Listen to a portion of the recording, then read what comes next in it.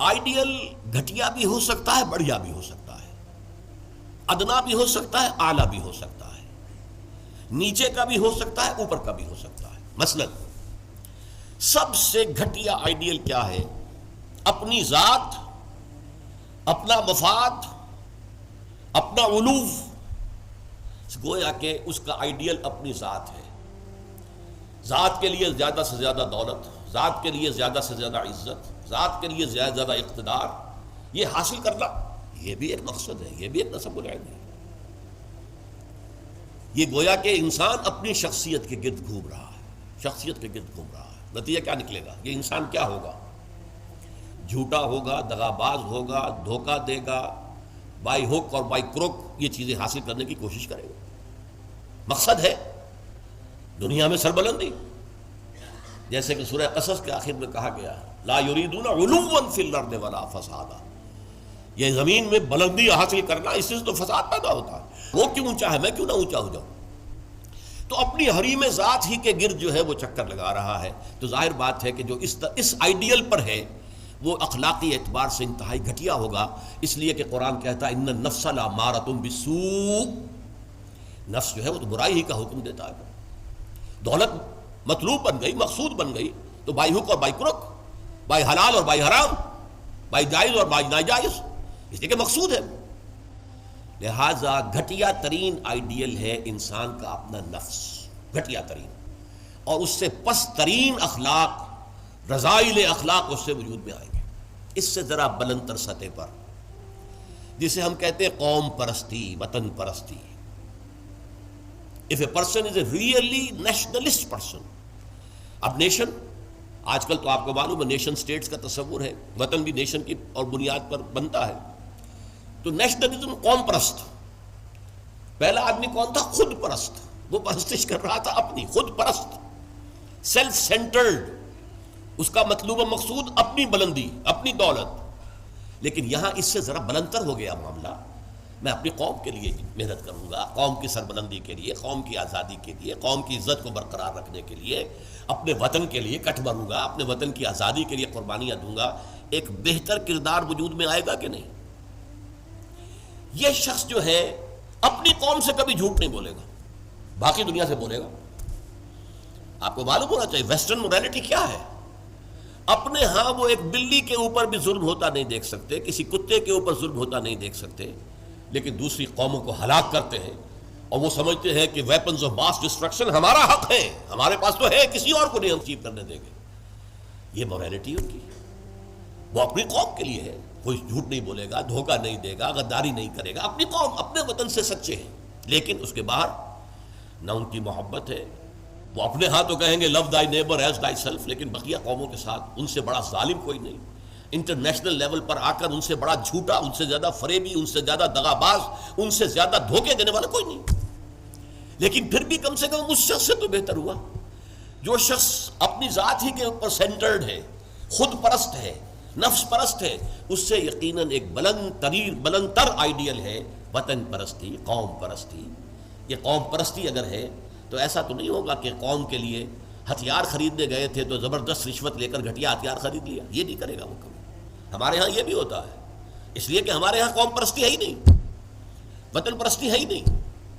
اس حوالے سے اب حالانکہ آپ کو معلوم ہے کہ ہتھیار جو ہے زندگی اور موت کا مسئلہ ہے، جب جنگ ہو رہی ہے اور کریٹ کھولا گیا، معلوم ہوا یہ تو استعمال کے قابل ہی نہیں ہے یہ ہتھیار جو ہے، کیا ہوگا اس وقت؟ عین موقع پر محاذ میں وہ کھولا گیا ہے باکس، اور معلوم ہوا کہ یہاں تو کچھ اور رکھا ہوا۔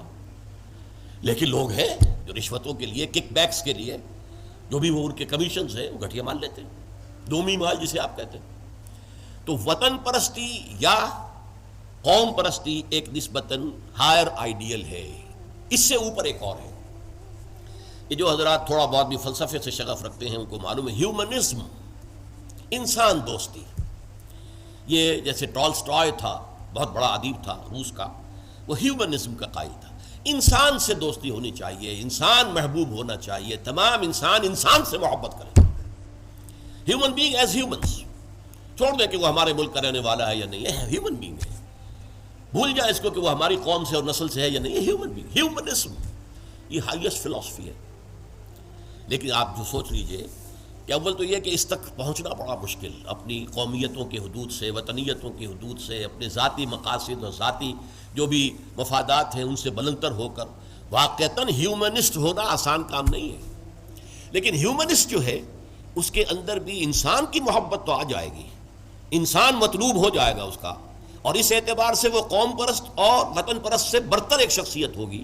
لیکن باقی کائنات، حیوانات، اس کے اندر، اس کے لیے تو کوئی محبت اس کے اندر نہیں ہوگی، اس کے لیے کوئی شفقت نہیں ہوگی۔ ہیومنزم ہیومن بینگز کے لیے ہے، اس سے اوپر ایک اور ہے، اور وہ ہے کسی نظریے پر انسان کی نگاہ جم جائے۔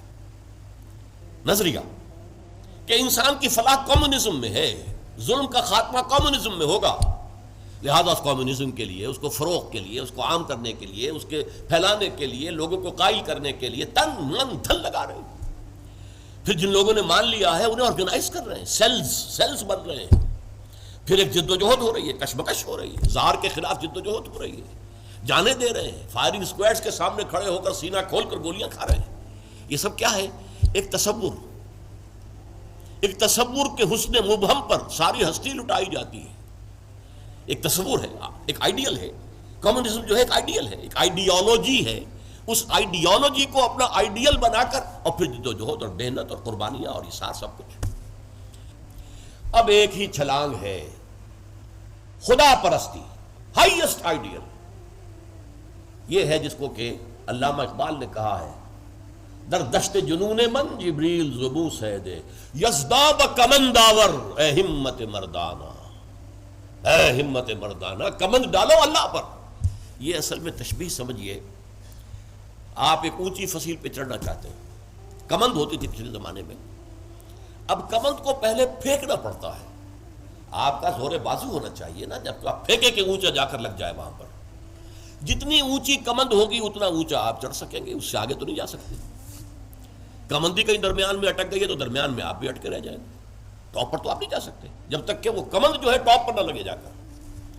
تو یوں سمجھیے کہ پہلے انسان کو اپنے ذہن سے، اپنے فکر سے، اپنی سوچ سے اپنا آئیڈیل معین کرنا ہوتا ہے۔ Who is my ideal? میرا نفس؟ نو۔ میرا وطن، میری قوم؟ نو۔ Human beings? نو۔ اللہ، ہی از مائی آئیڈیل۔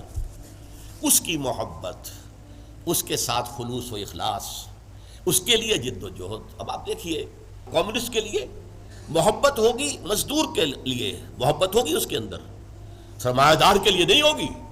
سرمایہ دار تو دشمن ہے، اس کا تو پیٹ پھاڑیں گے ہم، لہٰذا وہ محبت اس کی پوری یونیورسل نہیں ہو سکتی۔ اللہ کو جس نے آئیڈیل بنا لیا، اللہ منزل ماں کبریاست، میری منزل، میرا آئیڈیل، میرا مقصود، میرا مطلوب، میرا محبوب حقیقی اللہ ہے، یہ ہے ہائیسٹ آئیڈیل۔ اور جو شخص اللہ کو اپنا آئیڈیل بنا لے، اپنا مقصود بنا لے، اپنا مطلوب بنا لے، اپنا محبوب بنا لے، وہ در حقیقت بلند ترین کردار ہوگا، اور اس کی مکمل مثال محمد الرسول اللہ صلی اللہ علیہ وسلم کی شخصیت ہے۔ محبوب حقیقی اللہ کے سوا کوئی نہ رہے۔ نصب العین وہی ہوتا ہے جہاں پہ نگاہ جمی ہوئی ہے، اگرچہ اس کے لیے جو محنت کر رہے ہیں وقتی طور پر آپ کا کوئی اور ہدف ہو سکتا ہے، جیسے ہم کہتے ہیں کہ اصل نصب العین تھا اسلام کو دنیا میں غالب کرنے کی جد و جہد، اس کے لیے پہلا نصب العین بن گیا پاکستان کا حصول۔ یہ دوسری بات ہے کہ ہم پاکستان کو حاصل کرنے کے بعد بھول گئے کہ کس لیے ہم نے حاصل کیا تھا، اور اسی لیے ذلیل و خوار ہے۔